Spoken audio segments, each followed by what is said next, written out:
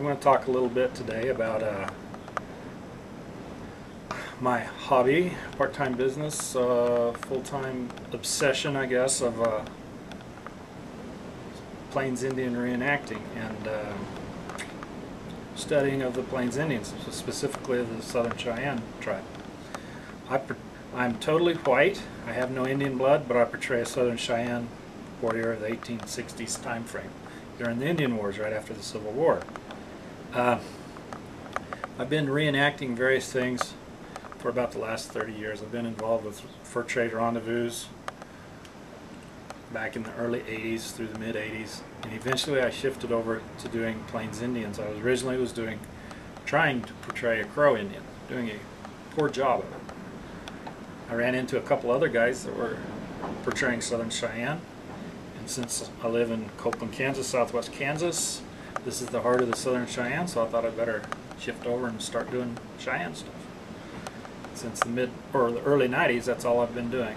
Dabble a little bit in Lakota and a little bit of Kiowa, Arapaho stuff also. I thought I'd show you just a few items here today of what I'm making, but primarily I'm going to try to talk to you about why reenactors reenact and what we have to learn from it. And for instance, right here I think is a fairly good example. What we have here is some moccasins, and moccasins under construction, and moccasins that have had a good life. Over here is the beginnings of a set of two-piece hard-soled Plains Indians moccasins. The hard sole, by hard sole I mean soles that are made out of buffalo rawhide, a right and left hand. It's just simply buffalo hide with the hair pounded off. It's been dried, fleshed, all the meat and the fat scraped off. You flip it over and take off the hair, and you cut out your pair of moccasin soles. This is buffalo rawhide. It's fairly stiff, but it's yet pliable. But it will turn thorns, cactus thorns, stickers, these sorts of things. It'll have a pair of buckskin uppers on top of it that are made out of soft buckskin, which is deer hide, which is fleshed, meat and fat scraped off the hide. The hair side has been scraped with a elk antler scraper and tanned into soft buckskin. It's held together with sinew threads. These are deer sinews. These are backstrap sinews. They come off usually they're a little wider, more like this, and about this long on an average on a deer. You get one off of either side of the backbone, and it comes out in these flat sheets. You take the meat and the fat off, dry it, and it dries up into these thin sheets. And you can twist them apart like this, pull out each individual threads, suck on them in your mouth. Your saliva softens the sinews, and then you twist them against your leg like so. Twist them up into a long flat cord, long round thread. This is the sewing thread that the Indians used. It's used for anything from moccasins to clothing to sewing up saddles, sinew backing bows, bowstrings, lodge skins, whatever you need. This is the sewing thread for the Plains Indians. And when you go to sew these up, you'd use an awl. You can use either a bone awl with a steel tip, or this is an old three-tined fork that's been recycled into a sewing awl. When you're ready to stitch these together, you'd soften these, put a damp towel or buckskin or whatever around it, soften it up a little bit, punch holes, each individual hole through here, through the sole and through the buckskin upper, and you sew them together inside out with your sinew threads, and you whip stitch it all the way around the edge. The reason you sew it inside out, and then while it's still damp, you turn the moccasin right side out. This creates a seam that protects the threads. Can you see that? You can see that the thread is protected when you pull that in tight, when it's sewn inside out. That protects the thread from grass and such when you're walking. This is a very classic pair of Southern Cheyenne type moccasins, partially beaded moccasins. Once again, they have the rawhide soles, sinew stitched around the edge, and it's partially beaded because we call them partial beads because they're not fully beaded. Obviously, it's partial beads. They're beaded with perimeters around the edges. The insides are painted yellow and red down the center of the vamp. They're obviously Cheyenne because the patterns, the beaded patterns, are very obviously Cheyenne. Cheyenne usually had a pattern of odd number of patterns around the perimeter. This one's got 5. 1, 2, 3, 4, 5 patterns around the perimeter edge. Oftentimes they had 7. 7 is the usual number. 1, 2, 3, 4, 5, 6, 7. This is kind of unusual because it's only got 5 instead of 7. With the perimeter design starting on the toe, this is classic Cheyenne. Lakota did the same type of thing, only they had the pattern on either side of the toe. So if you see a pair of moccasins with a pattern on either side of the toe, it's probably Lakota. Cheyenne Arapaho is one starting in the center. This is a pair of nice dress moccasins that you would use to dress up nice, to look good. This is a pair of everyday work moccasins. As you can see, they don't look very comfy. That's because the last day of camp, last time I was at camp, we had a downpour and we packed up in a mud. It was just terrible. It was mud. And I packed them away and they dried up like this. I'm going to an event next week and I need to re-soak these, soften them up, stitch them together, and then I will use these strictly to use in wet weather so that I won't tear up a new pair. I've got to have this pair, the new pair, made for everyday use next week, but if it rains I'll put these on, and then for formal use I'll be wearing this. This is where some of the stuff that we learned from reenacting is comes into bear, because moccasins are very comfortable to wear unless you get them wet.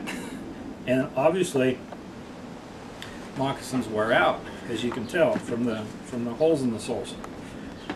The Indian women were probably constantly making moccasins. I absolutely hate make moccasins. That's why mine usually look like this.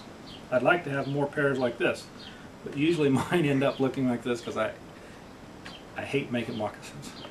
This is one of the things you learn when you reenact, is that just because you have an item and you've made the item or whatever and you have it, doesn't mean you keep it forever. Things wear out. When you take the stuff out, you research all your materials, you learn to make it, you get the items made, and then you take it out and you use it. That's where you really learn how things worked. Another example I've got over here that I'm working on right now. Let me clear this off and I'll show you some more stuff.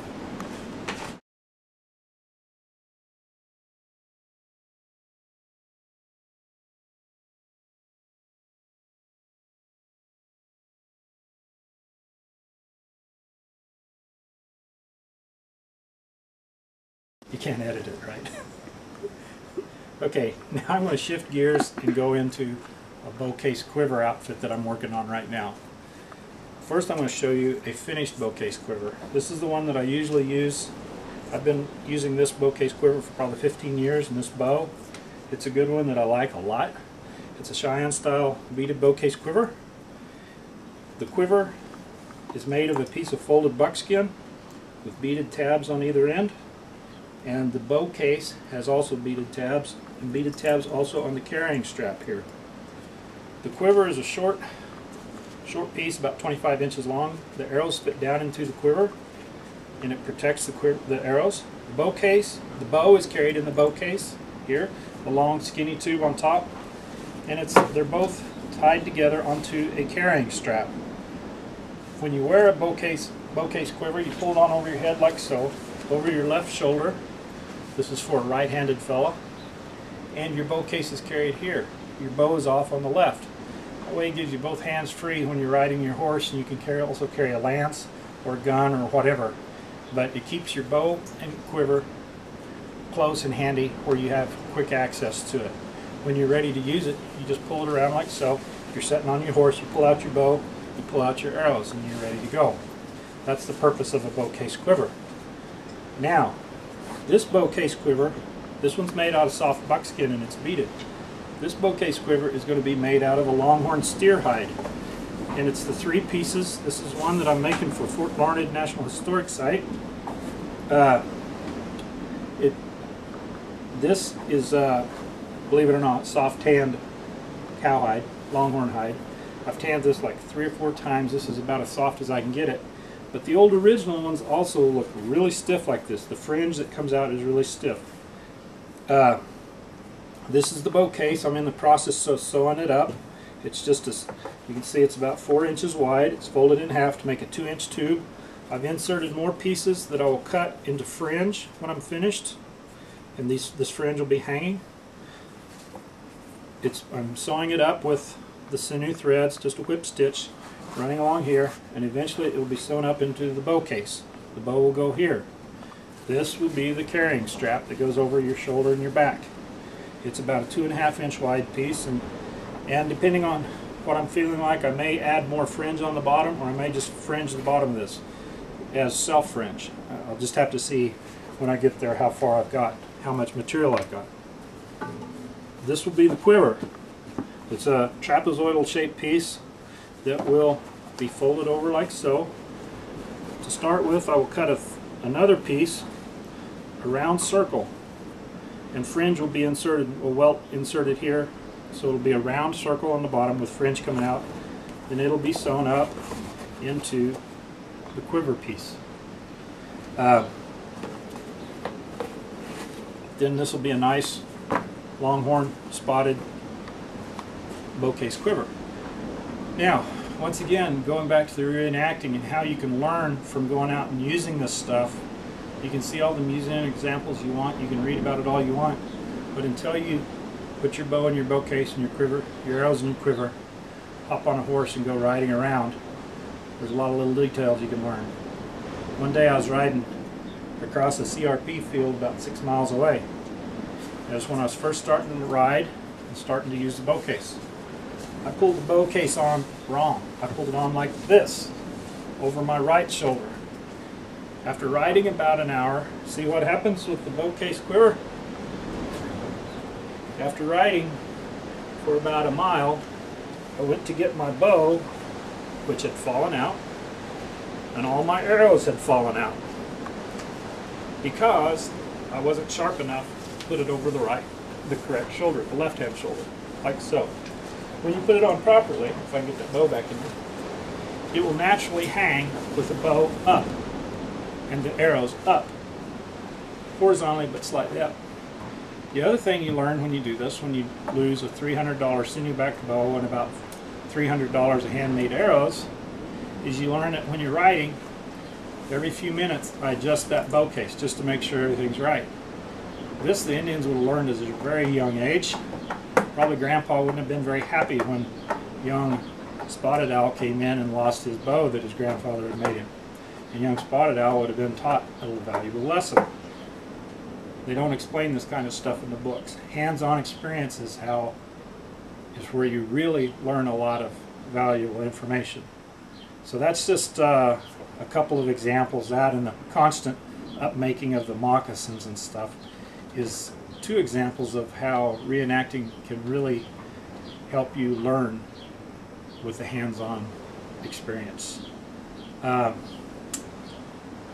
I guess that concludes this bit about the bow case and quiver.